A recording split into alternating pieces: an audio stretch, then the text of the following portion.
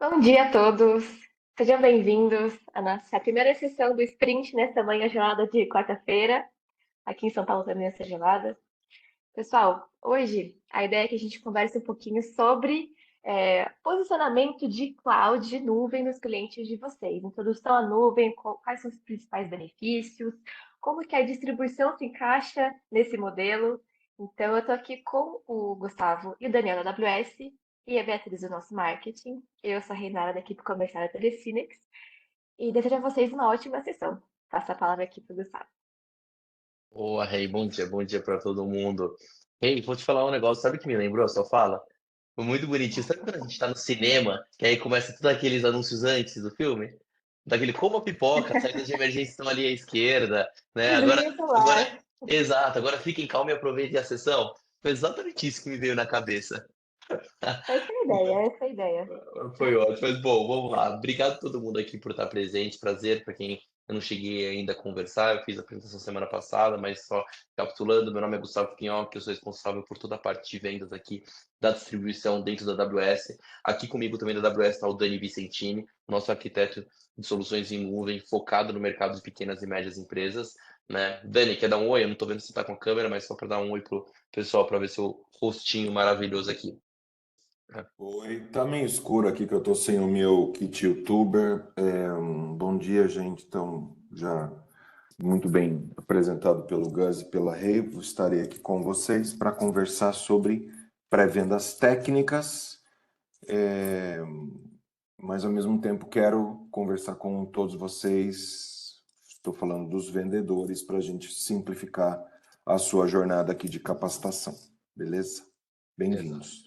E hoje, pessoal, o que a gente vai abordar nessa hora aqui? A gente vai tratar alguns temas, vai pegar na mão de vocês desde o início, né? Realmente é todo o projeto aqui do LearnUp tem esse intuito, pegar vocês na mão desde o pontapé inicial e levar vocês com a maior proficiência possível de vendas em nuvem. E para iniciar, a gente tem que realmente começar do básico, né? Explicar ali desde o início, caso você já tenha visto recapitular, mas o porquê optar sempre por Cloud Computing e por que a AWS como principal provedor aqui de Cloud Computing. A gente vai abordar hoje aqui para vocês para falar como que a nuvem passou a ser algo imprescindível dentro dos negócios independente do seu tamanho e como que a AWS se posiciona nesse mercado de computação em nuvem para gerar evolução organizacional. Mas vamos lá. O que é a computação em nuvem? Se a gente pudesse resumir brevemente. Nada mais é do que a entrega de recursos de TI sob demanda, através do acesso de um ponto de internet na qual o colaborador, né, a empresa paga apenas como usar, paga apenas pelo que usar. Na prática, ao invés de ficar comprando ali hardware, softwares e outras questões de tecnologia, como no breaks e outros endpoints, a computação em nuvem vem simplesmente para fazer com que o acesso seja muito mais fácil, muito mais dinâmico e que o pagamento seja conforme a utilização. Por isso que a gente fala que é a entrega sob demanda de recursos de TI. Geralmente a gente fala que a maior comparação de fazer é o mundo tradicional, a gente chama de on-premise, o mundo moderno a gente chama de cloud computing, né? No on-premise, eu vou passar aqui, tenta passar de uma forma bem rápida. Sabe que esses slides, pessoal, a gente vai compartilhar com vocês ao término da apresentação, tá? Só para que vocês saibam. Por isso que eu vou acabar passando eles, não vou ficar destrinchando tanto tempo aqui, eu vou tentar otimizar o tempo da melhor forma possível. Mas no on-premise, como que funciona na prática, né?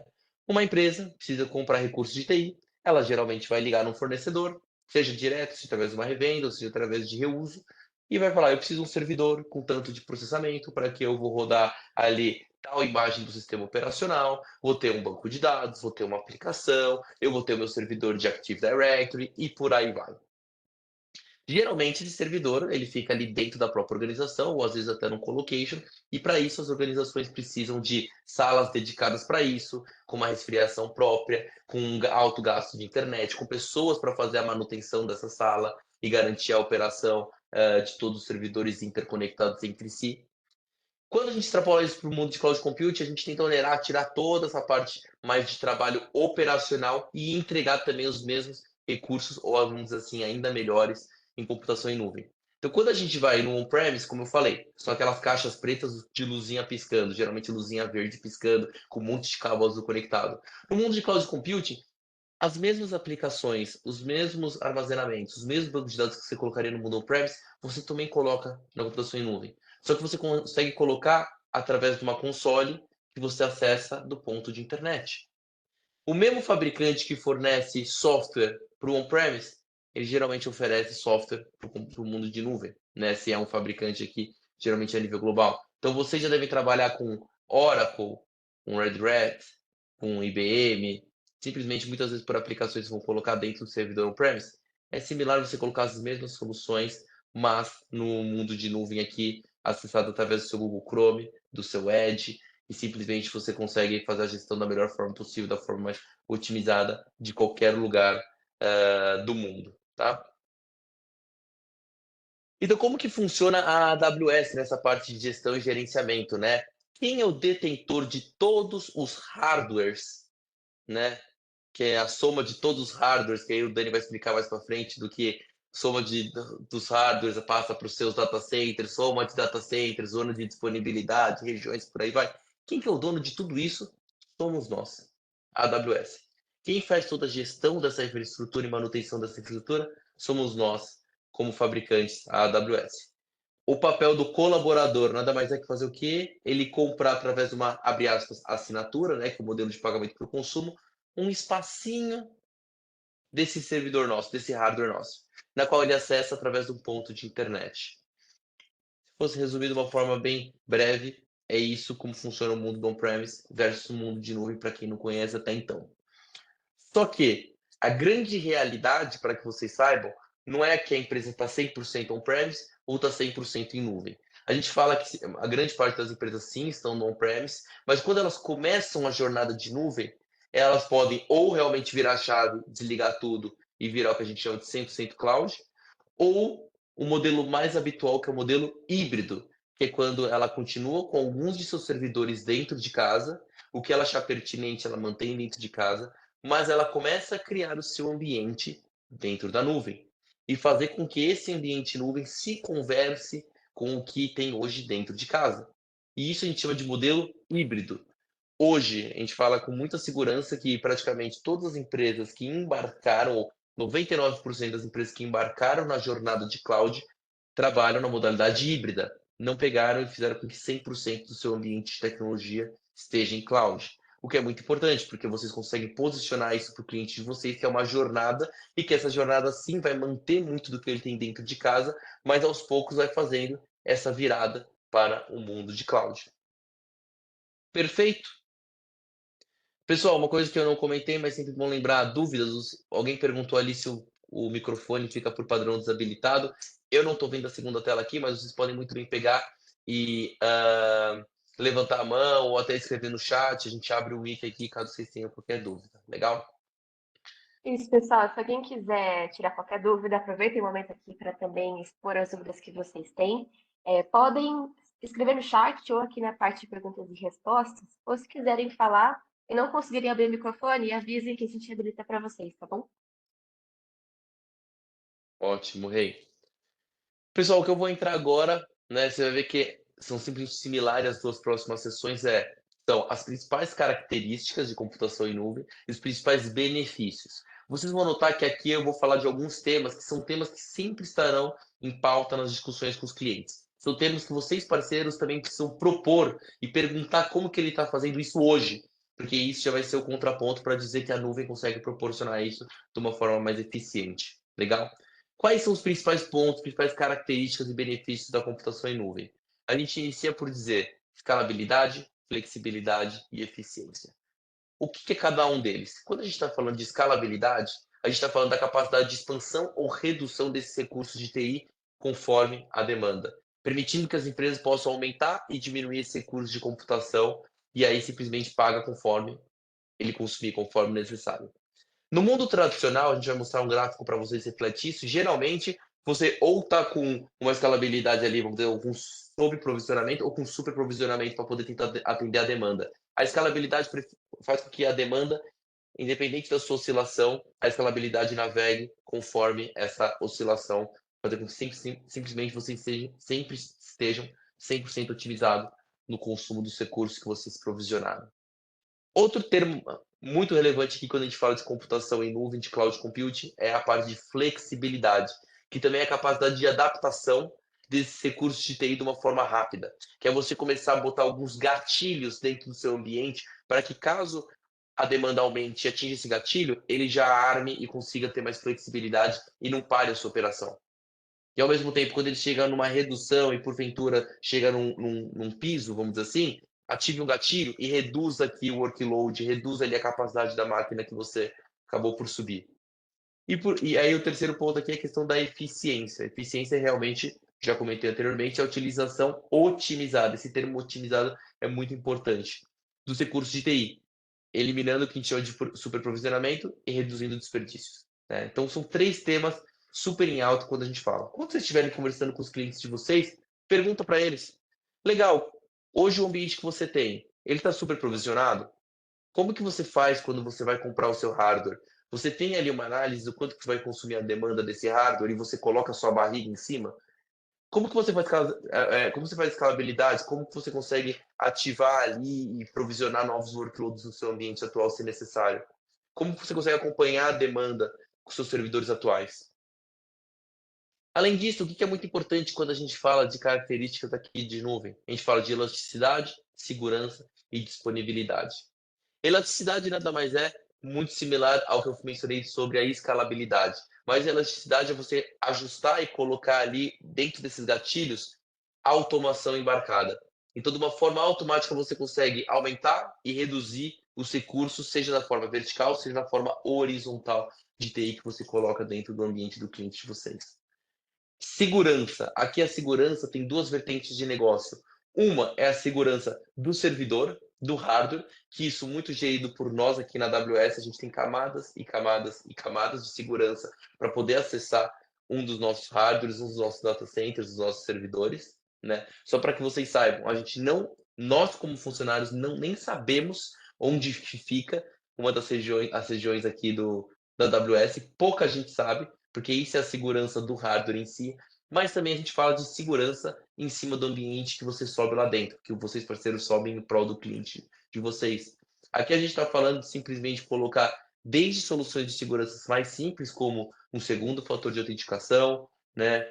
Botar o que a gente chama de que é o MFA, um single sign-on para poder acessar com, com, a, com um único login e senha múltiplas instâncias aqui do ambiente do cliente, mas também falando de firewall, falando simplesmente de proteção de rede, proteção a workloads de segurança aplicados a negócio. E por fim, mas não menos importante, a gente fala muito da disponibilidade, que é a garantia que os serviços vão estar lá funcionando. Né? Aqui talvez você já tenha escutado muito sobre as questões do SLA.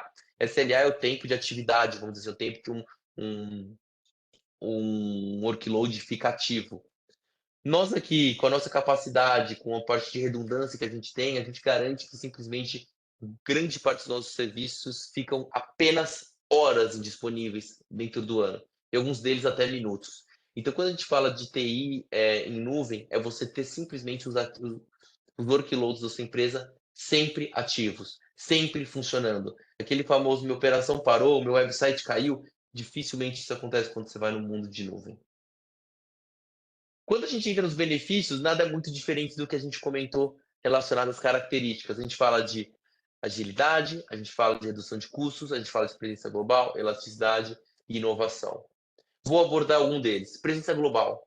Vocês vão ver a partir do próximo slide com o Dani quão distribuído ao decorrer do mundo a gente está. Então, se uma organização hoje está no Brasil, mas quer replicar os dados num outro servidor na Europa, nos Estados Unidos, porque ele tem operação lá, ou vislumbra ter operação lá, a gente consegue apoiar nesse caso. Redução de custos, né? Já mencionei muito anteriormente, quando você vai para muita computação em nuvem, você paga apenas pelo que você utiliza. Então, não existe mais o desperdício, vamos dizer assim, ou investimento pesado em capex, os hardwares, em no-breaks e por aí vai. Agilidade e inovação andam de mãos dadas, é você conseguir experimentar e fazer inovação dentro do seu ambiente, reduzir seu time to market. E a elasticidade, já comentei, simplesmente você aumentar e diminuir conforme as necessidades de negócio. Dani, você quer comentar um pouco para a gente sobre como a AWS está posicionada no mundo distribuído, como pioneiro aqui, dentre outras questões, para o pessoal conhecer um pouco da dimensão da AWS? Sim, senhor. Inclusive, pessoal, todos esses temas que o Gus já passou, pode já ir para o próximo slide, Gus, por favor. Todos esses temas que o Gus já comentou, pessoal, são as fortalezas que a gente vai, principalmente aí no webinar de soluções, discutir um pouquinho, porque eu vou comentar e quando a gente estiver trabalhando com os nossos clientes, sempre nós vamos passar pelas temáticas de preço e pela fatal comparação do custo de um servidor com o custo desse servidor na AWS, né, na cloud pública. Então, a gente vai debater bastante isso, né? Como é que a gente tem as mensagens adequadas para o cliente entender que por uma variação de preço que nem sempre é maior, às vezes é menor, a gente oferece muito mais a temática de resiliência, de disponibilidade, que normalmente o nosso cliente não enxerga, né? E ele nem tem lá na sua infraestrutura on-premises, tá bom? Nós vamos voltar mais a esse tema. Tem muito mais valor aí no que o Gus falou sobre inovação, flexibilidade, elasticidade, do que a gente pode imaginar, do que o nosso cliente pode imaginar, tá bom?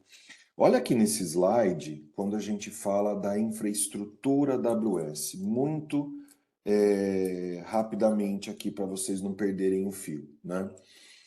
Todos os data centers AWS, eles são interconectados. Então, ao longo aqui do planeta, como você pode ver à sua esquerda, tem pequenas bolinhas.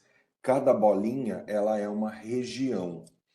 Aí no centro do nosso slide, a gente dá uma mergulhada no que é essa região.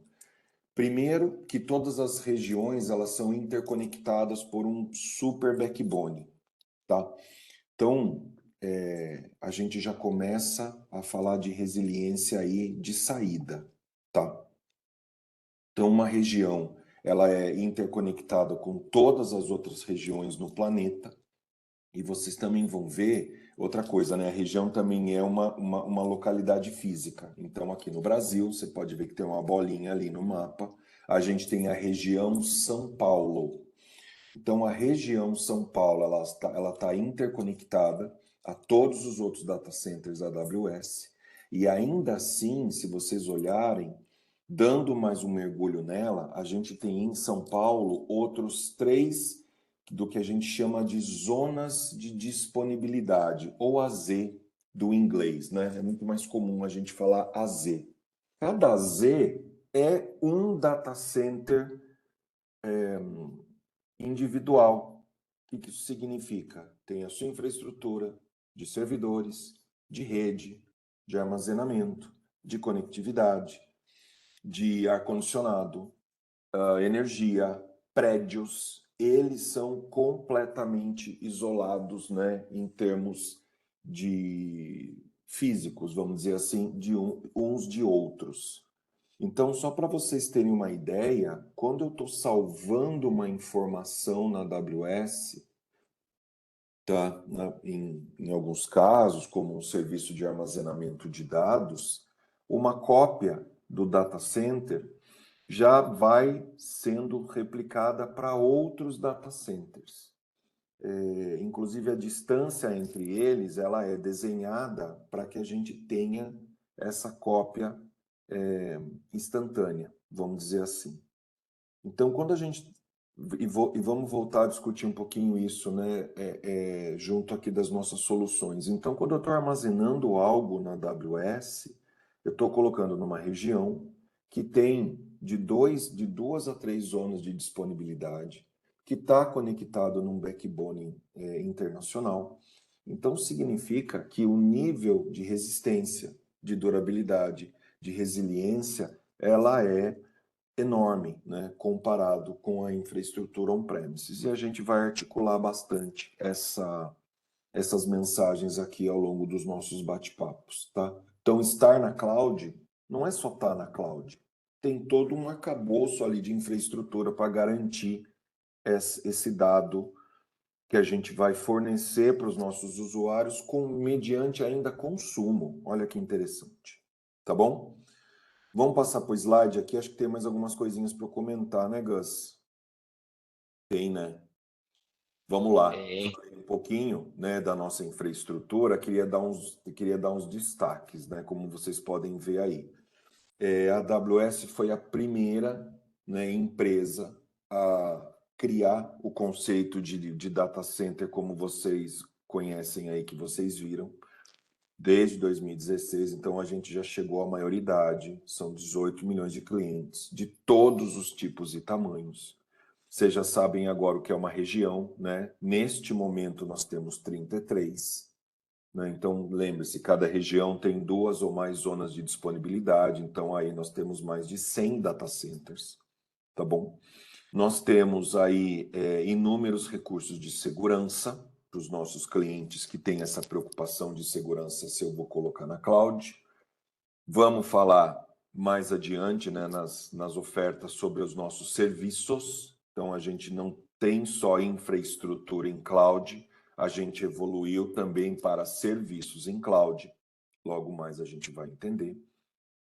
E olha que coisa interessante, principalmente para os nossos clientes que estão buscando todos os apelos aí climáticos de sustentabilidade e etc., né? Colocar na infraestrutura, colocar um workload, que a gente chama, uma aplicação na AWS, né, já significa que ele está numa infraestrutura mais, né, normalmente, pelo menos, 3 vezes mais eficiente em termos de energia do que os data centers tradicionais. Não sei se vocês sabem, a maioria não. Nós temos no Brasil, no noroeste de São Paulo, nós temos uma fazenda de energia solar que ajuda a alimentar parte dos nossos data centers. Então, o compromisso com eficiência energética é muito grande, redução de pegada de carbono, história para outro dia, mas a gente está bem à frente, tá? E isso acho que é importante para os nossos clientes, tá? Vamos falar mais sobre isso. Temos aí mais de 12 mil ISVs, pensem em parceiros de software e de hardware, que estão presentes na AWS. E uma coisa interessante, né, do TCO que está aqui, que vocês estão vendo, à medida que a AWS expande e cresce e ela aplica valores normalmente abaixo, né, ela vai melhorando o serviço e vai oferecendo mais barato, essa redução é imediatamente refletida para os nossos clientes, tá? Imediatamente. Então foram mais de 100 reduções aí desde quando a AWS foi lançada em 2006, tá bom? Vamos lá, Gus? Próximo. Se tiver pergunta, você põe aqui no chat, tá? Um pouco dos argumentos, né, sobre a AWS, eu queria dar alguns destaques aqui, né? Algumas coisas eu já falei, ó, nessa coluna aqui sobre economia de custo, né? A gente tem alguns dados aqui, então vocês podem ver aqui redução substancial de custos de infraestrutura de TI, a gente vai falar isso mais adiante, como é que a AWS chegou a esses dados, isso veio de surveys de cliente, mas nós estamos aqui para convencer vocês ao longo desse curso como é que a gente oferece soluções que vão efetivamente ficar mais baratas do que uma infraestrutura tradicional, tá? Produtividade, o segundo ponto aqui é um tema extremamente importante, vocês vão entender um pouco que cloud tem ferramental muito de automação, e automação significa mais produtividade, então falaremos mais a respeito, mais produtividade, cliente fazendo mais com os mesmos recursos e etc. Tá? A resiliência pelos exemplos que eu já comentei aqui de como é a nossa infraestrutura. Então, falha, mitigar risco, mitigar problema, faz parte do nosso desenho de soluções e os nossos clientes são satisfeitos porque falar de falha em cloud, desde que a gente aprenda a apertar os botõezinhos direitos, ela é praticamente bastante zerada, né?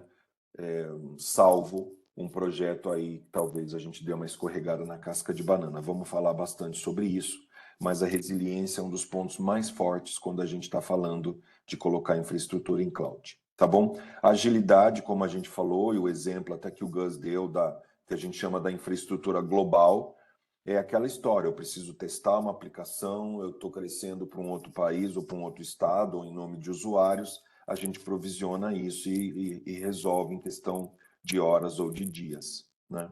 E o tema da sustentabilidade, como eu falei para vocês, como a gente já está atingindo as metas globais aí de redução de combustível, de matriz energética para uma matriz energética mais limpa, né? A gente está reduzindo aí muito a pegada de carbono. Isso já é bastante relevante até no nosso país quando a gente fala desse tema, tá bom? São aí das nossas escolhas aí, das nossas fortalezas juntos ao nosso cliente, tá? Esse quadrinho a gente sempre usa, né, para apresentar um pouco de AWS para o nosso cliente. O quadro da esquerda é o que a gente fala de gasto do nosso time de TI, do nosso cliente com a infraestrutura tradicional. Então, 80% para manter a luz funcionando, 20% para inovar e para cuidar do business. E quando a gente, no mínimo, quando a gente pretende, né, convencer o nosso cliente para cloud, a gente vai reduzir aí para o máximo possível operação, né, a preocupação da infraestrutura estar no ar e vamos gastar aí o nosso tempo, seja com economia, seja com inovação. Tá? Já estou adiantando colinha depois para vocês usarem lá para o Check Ride, tá? O que mais? Que mais que temos aí, Gus? Essa é sua, amigo. Obrigado, já que eu volto. Boa, boa, beleza. Então, pessoal, isso aqui na verdade é um slide que eu acho que reflete bem, ele está Pessoal, sem temos animação. perguntas. Desculpa Opa, boa, interromper. imagina. A primeira pergunta do Adriano. A AWS pode ser entregada com serviços de Active Directory, serviços de AD em nuvem? Eu tenho Sim, minha resposta, mas sim, exato, deixa eu sim, responder junto. Temos serviço de Active sim. Directory. Todos os sabores. Sim. Mais alguma? Beleza. Mais alguma? Temos outra dúvida do Guilherme. Sobre o que foi dito a respeito de replicação de dados entre zonas/regiões. É algo que ocorre por padrão ao provisionar recurso ou é algo que é possível de se configurar, um serviço adicional? Sim, para as duas coisas, tá? Nós temos serviços de armazenamento de arquivos, vamos dizer assim. Este serviço por si só, ele é resiliente, tá? Obviamente, se eu preciso que, uma vez que eu copiei todos os dados no data center do Brasil, eu quero uma cópia nos Estados Unidos, eu preciso apertar um botão para dizer que eu quero isso, porque isso vai ter mais custo, tá? Isso é quando a gente está falando de um serviço gerenciado AWS. Nós vamos aprender aqui que o nosso cliente, quando migra para cloud, por exemplo, ele vai deixar talvez de ter o servidor dele on-premises para ter o servidor dele dentro da AWS. No dia zero, o servidor dentro da AWS, ele é uma máquina virtual com o seu dado rodando ali. Sozinho, ele não é replicável. A gente vai aprender que a gente precisa apertar alguns botões, desde que o cliente concorde com esse custo, para a gente ter esse servidor replicado. A coisa mais interessante é isso. A cloud pode tudo, né? A gente pode tudo. Eu gosto de dizer sim para tudo. O que nós vamos discutir? O nosso cliente quer pagar, o quanto ele quer pagar e que alternativas a gente vai poder dar a ele de acordo com o que ele quer pagar. Tá bom? Ótimo, Dani. Dando andamento aqui então, pessoal, se tiverem mais dúvidas, pode botar no chat. Tem mais pergunta, Bia? Ou posso mandar bala? Eu vou ficar mirando o chat aqui. Eu peço perdão, eu não fiquei, tá? Pode Vocês continuar. Não, fica tranquilo. pode Eu vou postar só as pedir para o técnicas aqui. pessoal mandar para todos e não apenas para mim, por favor, que assim toda a nossa equipe consegue visualizar as perguntas e a gente consegue responder mais rápido, tá bom? Muito obrigada. Boa. Legal. Não, pessoal, isso aqui é um slide, um gráfico, acho que reflete bem. Ele está sem animação, então vou tentar apresentar ele da melhor forma possível, porque ele tem muita informação. Mas ele reflete exatamente como que a economia de nuvem ela é aplicada no dia a dia. Então, imagine que Toda organização faz o quê no início do ano, geralmente? Pega e faz o crescimento previsto do consumo de TI. Então, a gente tem aqui um gráfico no qual um eixo é a questão do tempo e o outro eixo é a questão de utilização da infraestrutura de TI. Então, ele tem ali o crescimento previsto, que é essa linha pontilhada laranja. Mas sabemos bem que, na verdade, o que acontece? Simplesmente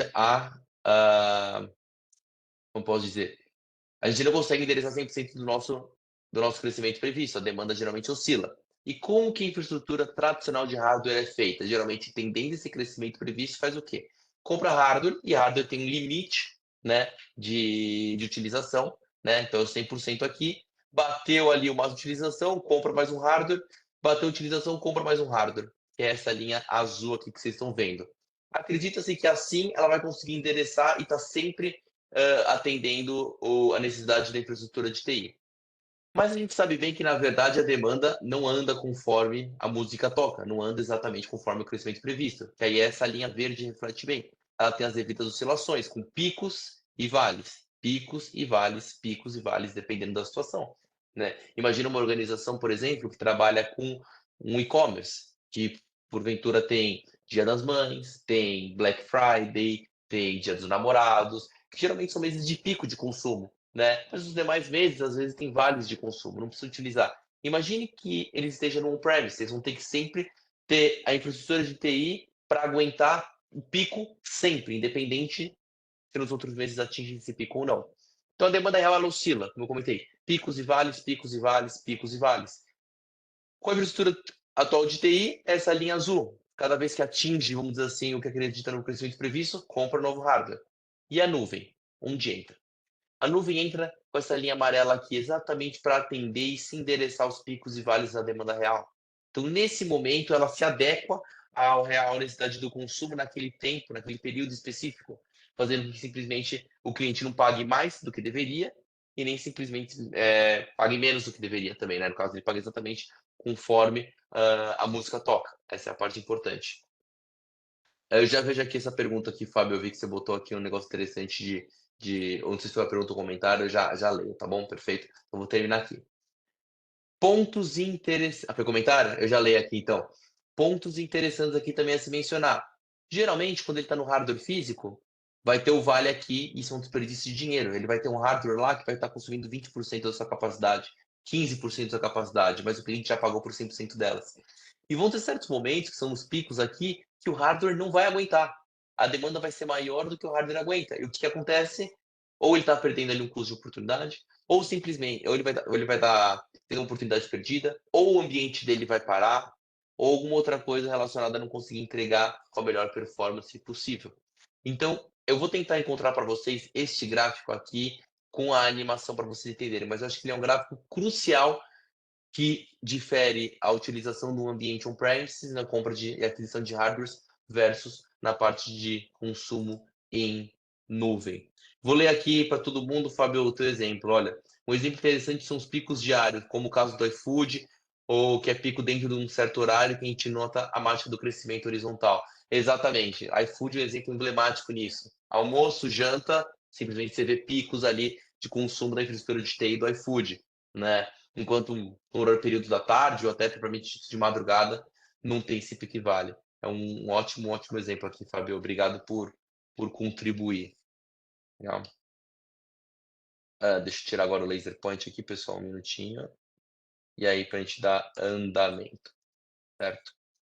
Então, um breve resumo aqui, quando a gente fala que a AWS pode reduzir o risco de investimento de TI, baseado no gráfico que a gente comentou anteriormente, é que quando você está no momento de CAPEX, investimento em hardware, você tem que investir, vamos dizer assim, em muitos data centers ou em muitos servidores, e isso a gente chama de uma decisão irreversível de mão única, é um dispêndio financeiro muito alto.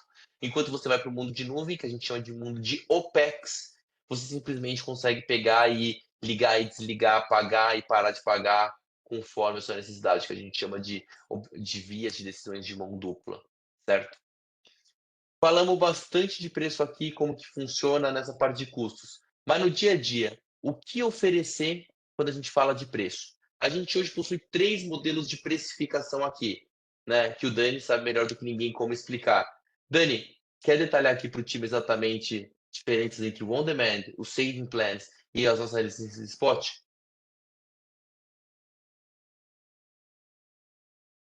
Desculpa, estou em mudo. Sim. Vou falar talvez do nosso principal serviço. Nem todos os serviços funcionam assim, mas os serviços de computação, sim, né? Que são normalmente os serviços que a gente sempre começa a vender. E isso é uma coisa interessante. Vou comentar mais nos nossos webinars de soluções, tá? Mas vamos pegar aqui a família de servidores nossa, onde quando a gente vai fazer uma estimativa, né, para projetos do nosso cliente, nós temos realmente 3 formas de fazer cobrança de servidores virtuais dentro da AWS. O primeiro é o mais comum, que é o que a gente chama de sob demanda. Esse é o preço, vamos dizer assim, vou chamar de preço de lista, vai, porque ele é aquele preço onde o cliente não tem nenhum compromisso com a AWS. O que que significa? Eu quero usar por 1 hora, eu quero usar por 1 semana e não quero usar mais.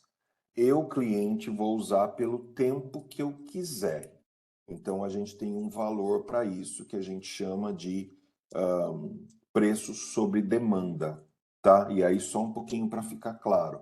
Eu provisiono um servidor de tamanho X, uso ele, eu vi que a demanda cresceu, eu posso aumentar esse servidor, pago de novo um outro preço, tá? Lembrando que, muito similar à conta de luz, a gente faz a bilhetagem, a cobrança por hora, né? A medição por hora. Então, cada hora ligada, a AWS faz a bilhetagem. Obviamente, fecha a fatura no final do mês, tá? Então, o cliente ele é livre para fazer todas as mudanças sem nenhum compromisso de tempo, tá bom? Então, esse é um tipo de caso e é o caso talvez mais comum quando todo cliente começa e ele não sabe ou não tem expectativa de por quanto tempo utilizar.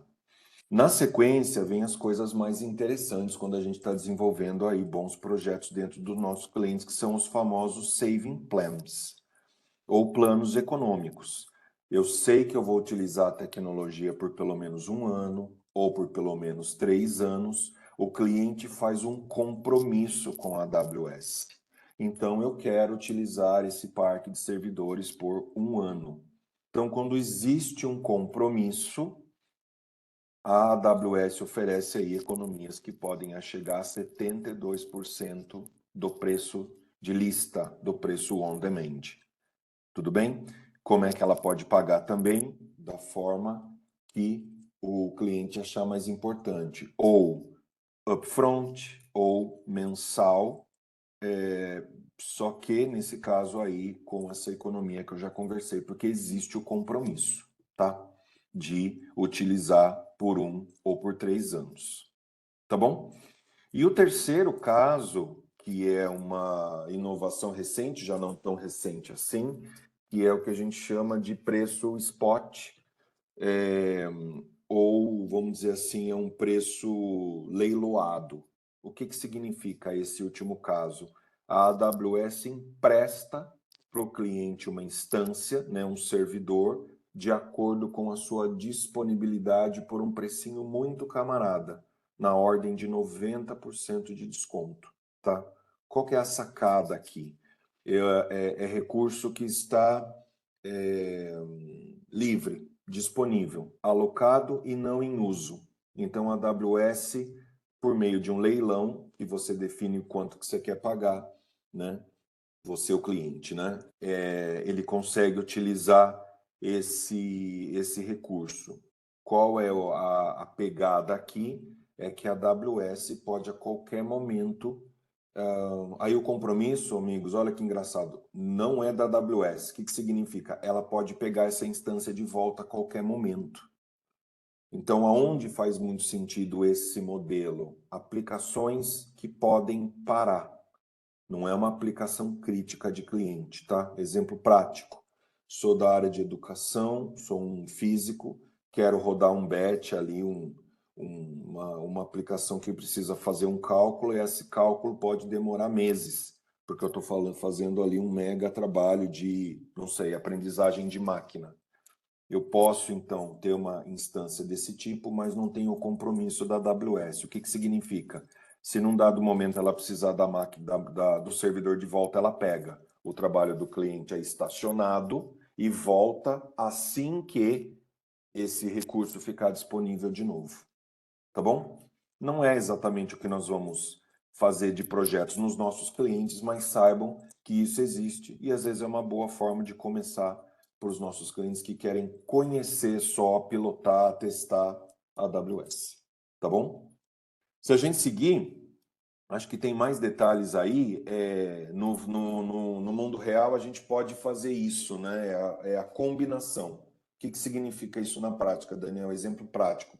Eu faço um compromisso de horas, né? Um compromisso de instância reservada. Por exemplo, vou usar instância é servidor, tá, gente? Pego um parque de servidores, eu falo, eu quero pagar X por um ano, né? E passo a consumir.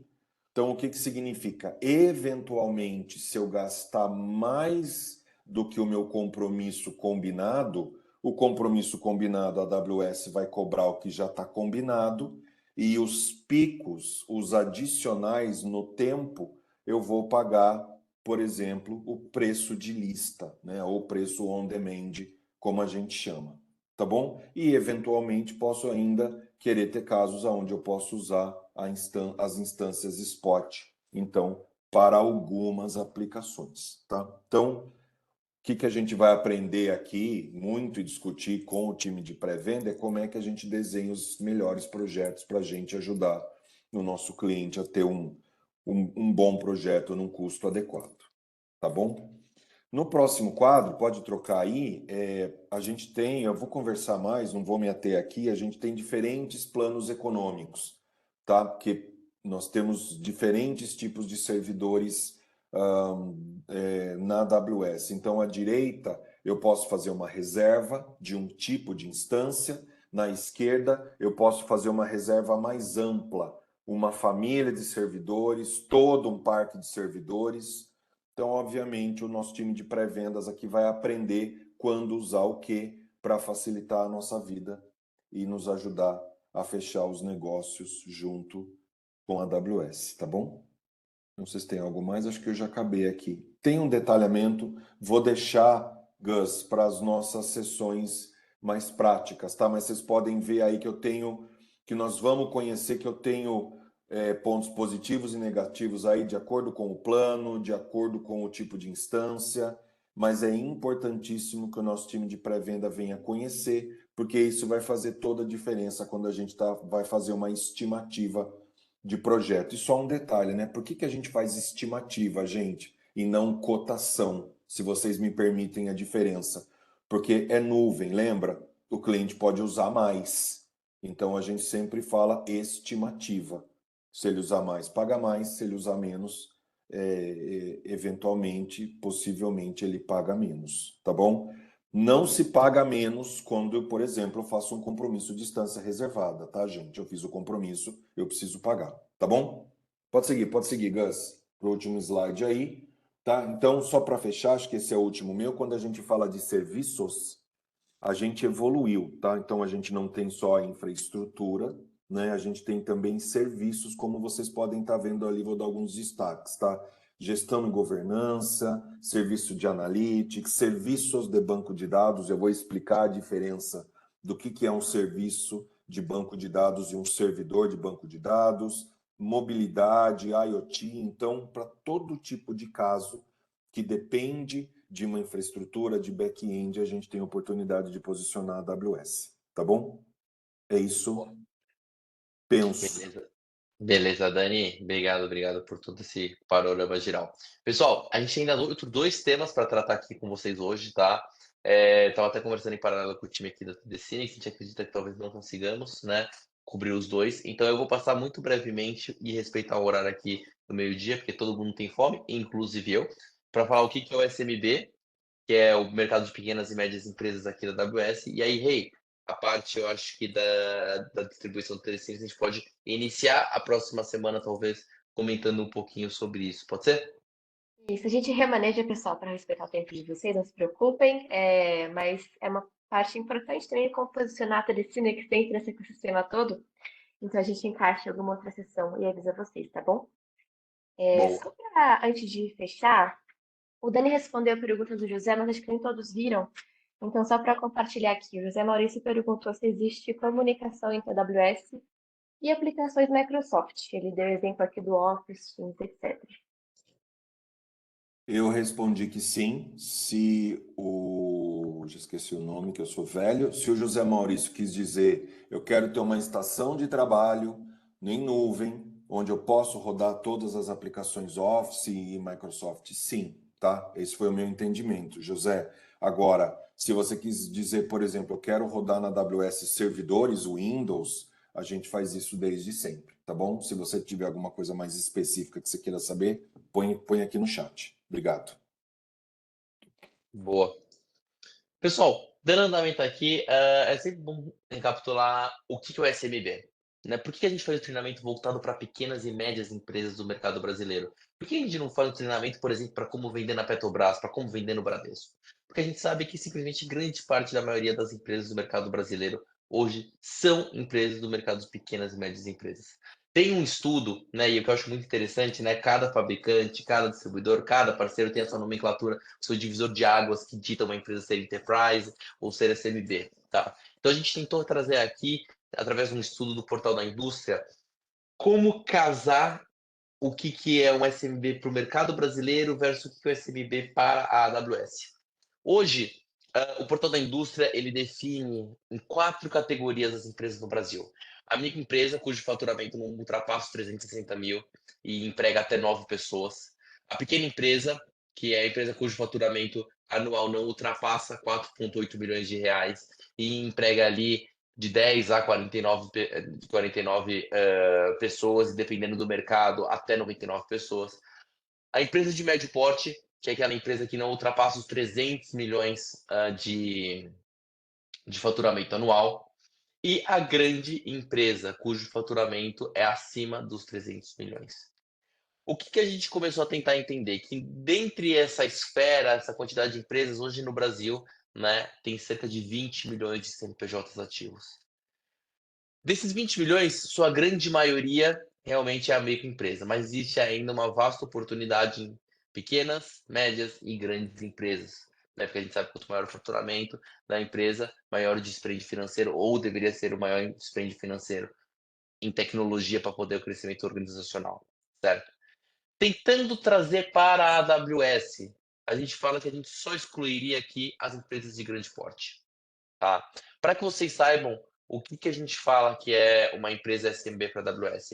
É uma empresa cujo faturamento anual não ultrapassa os 75 milhões de dólares. Então aqui está 300, mas vamos dizer assim, chega até os 400, 450 milhões de dólares, né, dependendo da cotação do dólar, e não emprega mais do que 500 colaboradores. Então vocês percebem que, na verdade, a grande massa, né, está do mercado brasileiro está em SMB? Lógico, excluindo grandes organizações que todos sabem que são enterprise. Tudo pode ser considerado SMB, desde uma padaria da esquina até uma empresa que emprega até 500 colaboradores. Então, para a AWS, se a gente fosse resumir de uma forma muito sucinta, a gente fala que são empresas cujo faturamento não ultrapassa 75 milhões de dólares ao ano e ou não possui mais do que 500 colaboradores. Certo? E é muito bom comentar que a AWS tem um modelo de cobertura muito particular. Hoje, dentro do segmento de SMB, a gente quebra em 2 grandes equipes, vou dizer assim, 3 equipes, né? Uma é a equipe de Nurture, na qual possui gerentes de conta que tem em torno de 50 contas por território, cujo principal discurso com essas empresas é sobre migração, modernização, continuidade de negócio, segurança, aplicar um framework de OL Architect para garantir que simplesmente a arquitetura em cloud está certa, introduzir serviços robustos, AI, inteligência artificial, machine learning e aumentar o wallet share. É mais ou menos isso que a gente fala para esse pool de 550 empresas. São empresas que já consomem a AWS, mas que são as top accounts de AWS que estão em SMB. Tá? Aqui também a gente fala muito sobre indústria.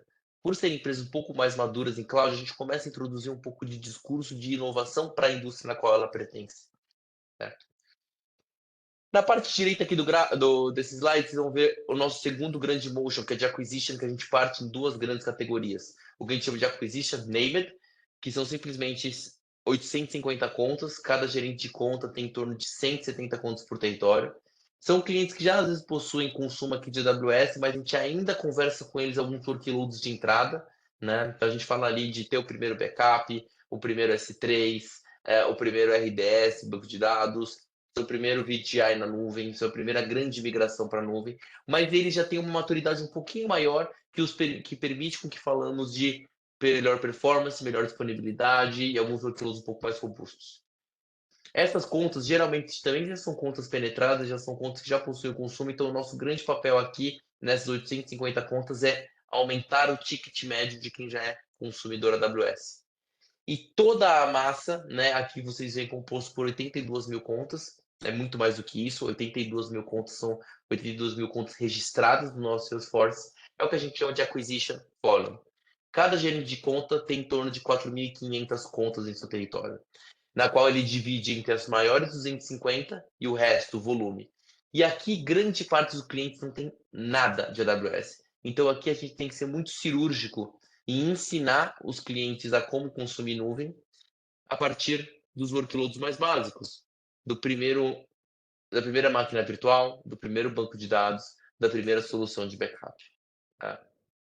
Se a gente fosse somar aqui para vocês terem um pouquinho de noção, a gente está falando de mais de 50 recursos, desde gerentes de conta até gerentes de geração de demanda, até arquitetos desenhados para atender esse mercado SMB.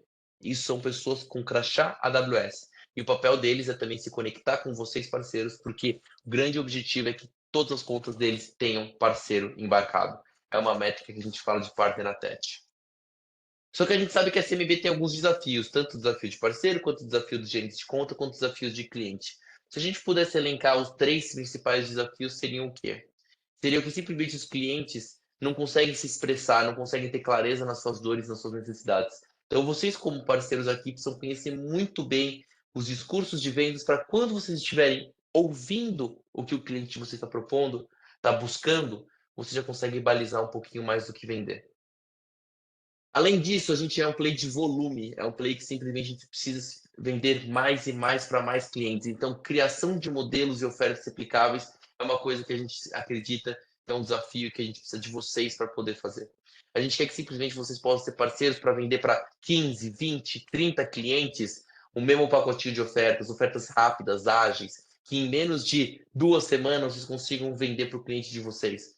Implementar, então, em menos de 2 semanas, para que em 1 mês de negociação vocês consigam vender e implementar e o cliente já está em nuvem.